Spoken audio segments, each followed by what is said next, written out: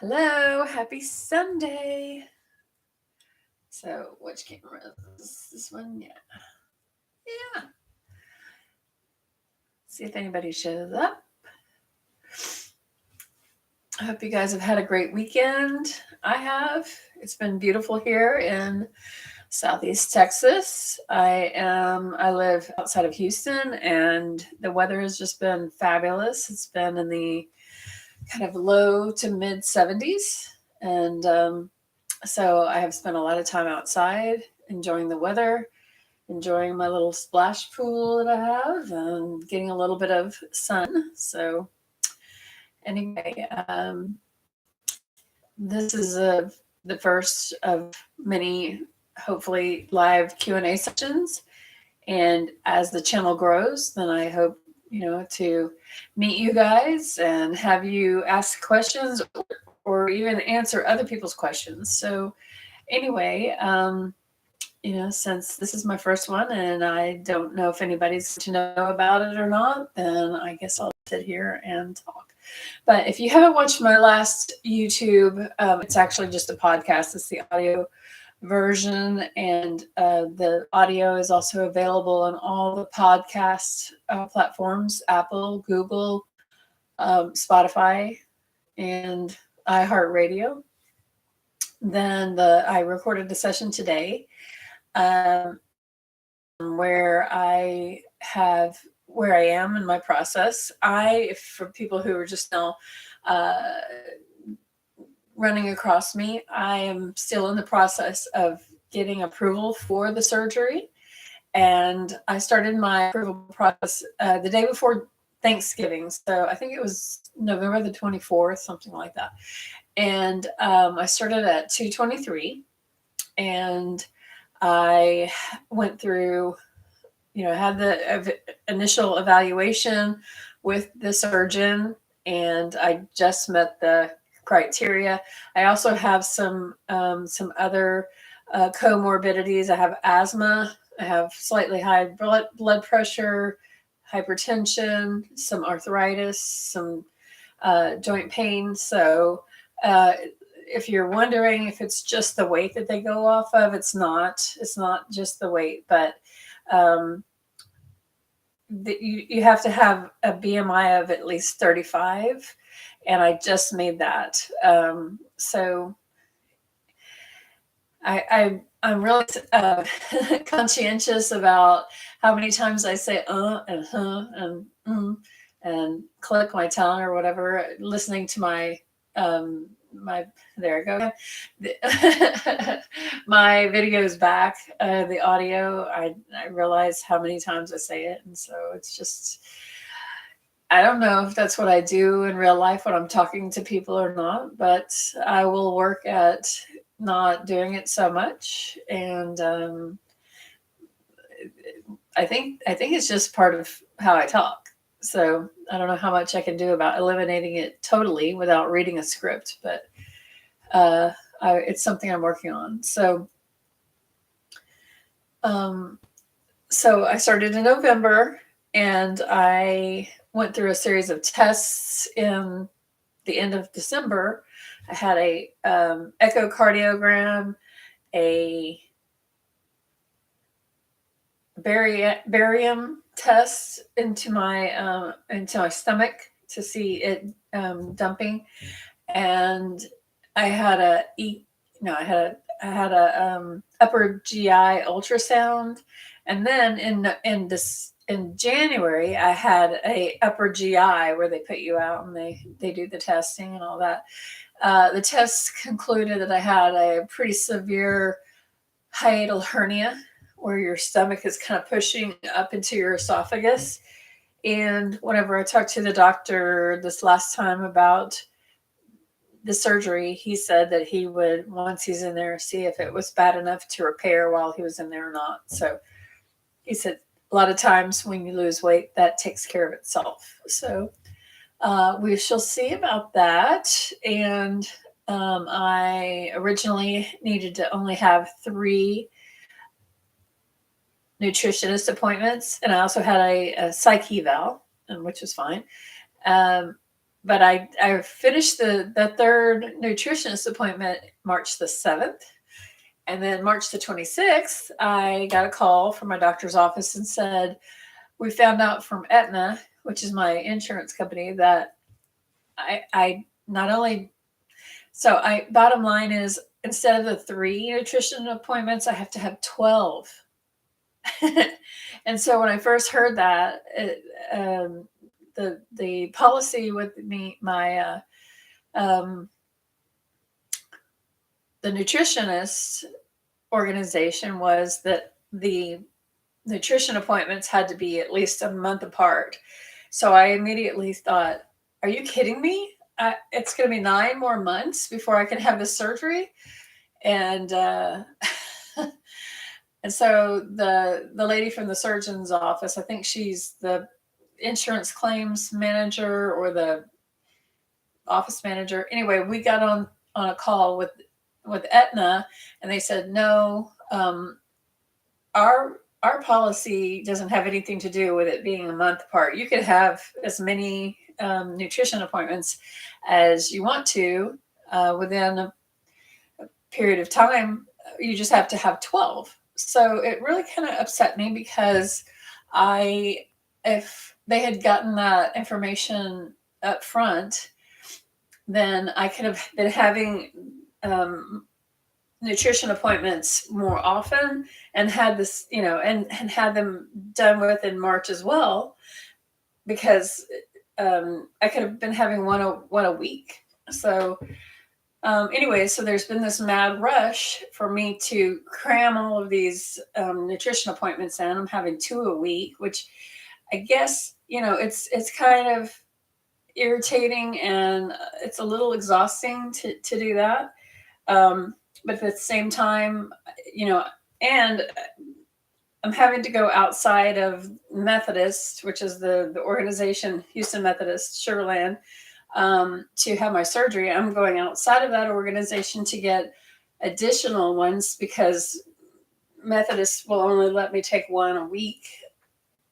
But the good news about that is that I'm getting to talk to more nutritionists outside of the Methodist system.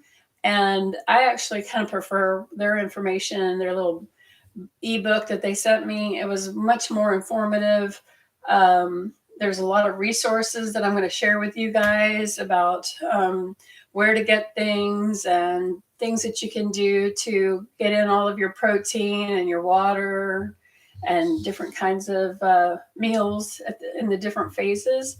So, I'm just trying to look at this in a positive way and say, well, it's more content for us to share with each other on this channel. So,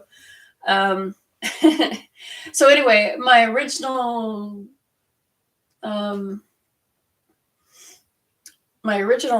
hey, Fonz, my dog just walked in. You want to come up here? What's up? You need to go outside? Oops, I'm just going to have to, I'll be back. Let's go. Come on.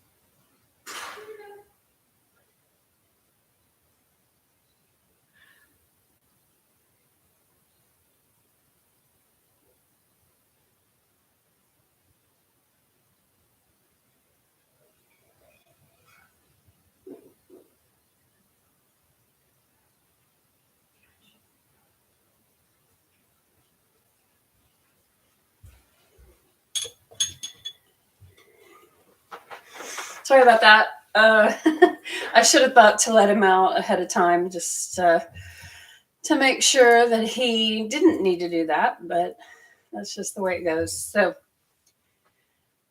where was I? Oh, so my original surgery date was scheduled for April the 18th, which was this coming up Tuesday, but it is now May the 18th, and which actually works out better for everybody who is going to be involved in supporting me and getting me to the hospital, getting me out. My daughter, actually, her birthday is tomorrow. Happy birthday, Alexandra! If you ever watch this video, my daughter is turning 34. She's turning 34. I don't know about me. I mean, this channel is called Weight Loss Surgery Over 50, but if for whatever reason you're joining me and you're not over 50, I'm sure a lot of this applies to you too. It's just, there's just, if you listen to my first podcast, my first video, I was having a hard time finding content and people who are over or closer to my age. Most everybody was a lot younger. So the experiences, the life experiences, the health experiences, the body changes and all of that kind of stuff were slightly different than what I'm experiencing. So I just figured that I would start one for people who are midlife. So anyway, so yeah, I have a 34-year-old. It's amazing. But then I also have parents who are 80. So that's also kind of mind blowing too. So anyway, it's life is good. Although I have to tell you that when I found out that I had 9 more and it was going to drag out a lot longer, I was not Miss Chipper then. I was pretty down in the dumps. And that's why I have a gap of more than a couple of weeks in between the last videos that I did in the last podcast, because I was really questioning whether I was going to go through with the surgery, because I was feeling kind of not very confident about my doctor's office and whether they were competent enough to do the surgery. But now that I kind of have an idea of what happened, how the ball got dropped and who did it, I'm back to, feeling like I am confident about it, and that, I won't let that get in the way. I've been wanting to have this done for quite a while, and I want to see it through. I need to do this. I want to do it for myself. This is a good opportunity for me. I'm a widow. I lost my husband 6.5 years ago, and then there was a pandemic. And so I haven't gotten back out there dating since then. So I just want to feel more comfortable with myself before I do that. So so there's that. There's the other reasons. The more important reasons are for my health. I just want to live longer, and I want to live a better quality of life. I don't want to go around in pain or have to have my knees replaced or my hips replaced or anything like that because of the wear and tear of carrying around so much extra weight on my frame. I actually have, pretty small bones. So I can't sit there and say, oh yeah, I'm a big bone person. I'm not. So all this extra weight is really taking a toll on me. I started thinking about having this surgery in July of last year, but I really got serious about it after I went on a cruise in the Mediterranean in October, and I saw a lot of people on this cruise who weren't that much older than me, but yet they were using walkers and canes, and they were sitting out being able to go on some of the excursions to the Greek islands and all of this because of their weight. And I just didn't want to have that happen. I mean, I didn't. The only reason why I didn't go on some of them is because I had a roommate who had a lot of health problems, but I was physically capable, but I knew that if I didn't get this weight off me pretty soon, then that might not always be the case. So there's that. And then just even sitting on a airplane seat for,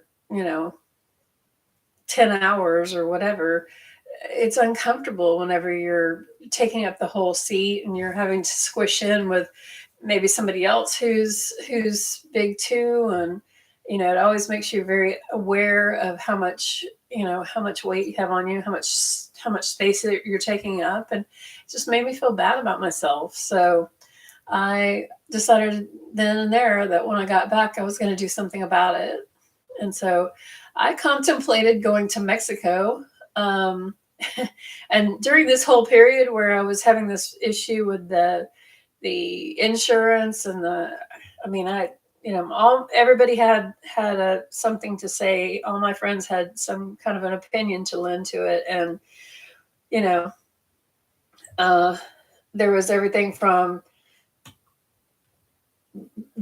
pay for it yourself, pay the full amount. Don't worry about insurance. Which, first of all, I've already paid over $3,000 out of my pocket between all of all of the testing, and then my copay for the surgery, and probably more than that if I really added up everything. And so I'm just really concerned that if I went to Mexico and then I came back and I had some sort of infection or some sort of issue, who would support me in that? I mean, where would I go? Would I end up in the ER and then they wouldn't know what the doctor did or what the surgery was about to be able to help me? I just don't even know, and didn't feel comfortable. So decided to go down the route of trying to see, whether insurance would pay for it. And so I'm just gonna stick it out. But during this period of indecision, it really was in my mind that I might end up resorting to do that. So anyway, I'm back on track, and even though it's going to be pushed out a month, and it is inconvenient because I have a lot of things that I already had to uh, rearrange schedule wise, to do the April surgery date, and I pushed it out to May. Now I have to rearrange them again, and they include a lot of other people, so I don't want to keep doing that. So anyway, it doesn't look like anybody's going to join, so I am going to wrap this up. I don't have that much more to talk about today, but this should be out there for any future viewing. So anyway, I hope you have a great week, and I will see you again next Sunday. Bye.